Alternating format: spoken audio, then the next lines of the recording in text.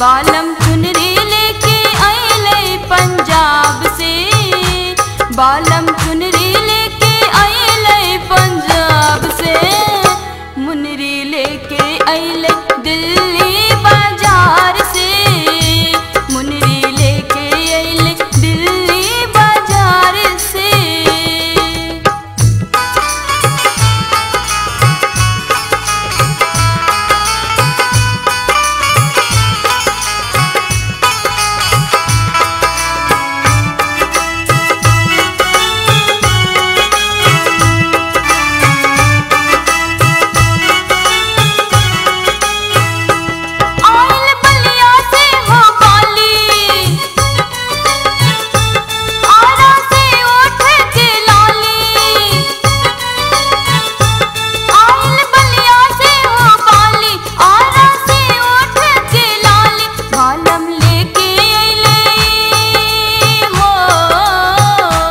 बालम लेके आइले कजरा भोपाल से, बालम लेके आइले कजरा भोपाल से, मुनरी लेके आइले दिल्ली बाजार से, मुनरी लेके आइले दिल्ली बाजार से।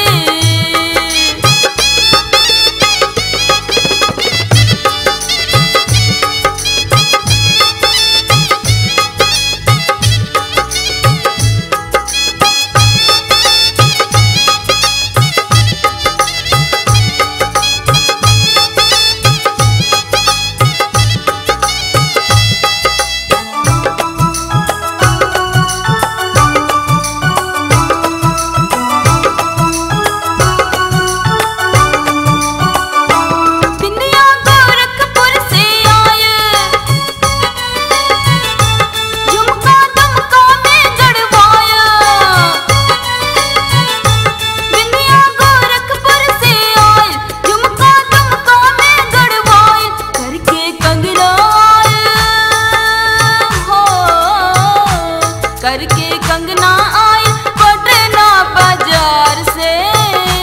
करके कंगना आए पटना बाजार से, मुनरी लेके आइले दिल्ली बाजार से, मुनरी लेके आइले दिल्ली बाजार से।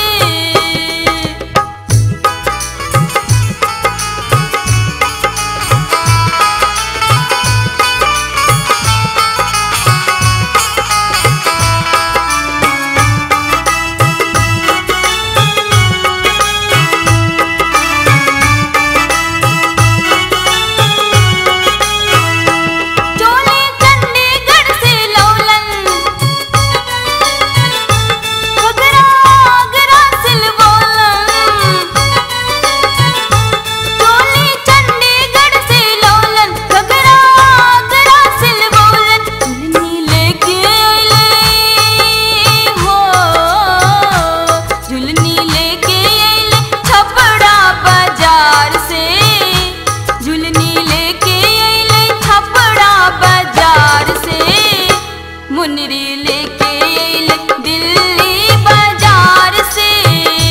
मुनरी लेके आइले दिल्ली बाजार से, बालम चुनरी लेके हो,